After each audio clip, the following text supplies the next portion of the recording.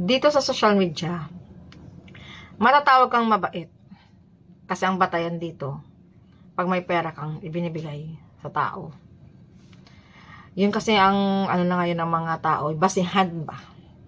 Yung marami kang tinutulungan, na makikita sa social media, no? Namimigay ka ng pera, tapos sasabihin ka ng taong mabait ka.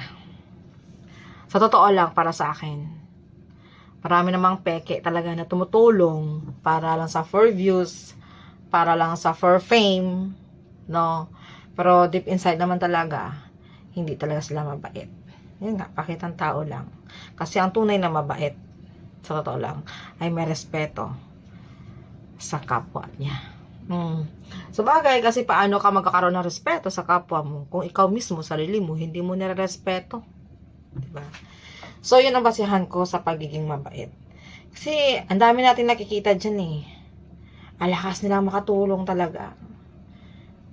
Diba? Ay, syempre, ang mga tao, lalo ng iba, hindi naman natin masisisi yung iba dahil may mga matitinding pangangailangan. Talagang, syempre, ano yan sa mga followers, sa mga vloggers na may mga pera na binibigay.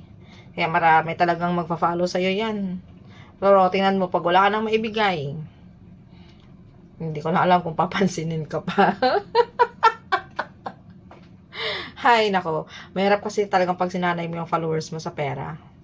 Kaya, mas maganda na lang talaga yung ipakita mo yung totoo ka, no? Hindi porket lalo na kung sikat ka ay may karapatan ka na talagang manlait ng iyong kapwa.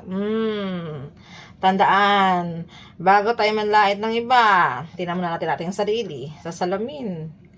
Kung karapat dapat ba talaga? Or kung may karapatan ka ba talagang manlait? Joke lang. Pero totoo yan, bago tayo mamansin o mamuna ng mali talaga ng iba.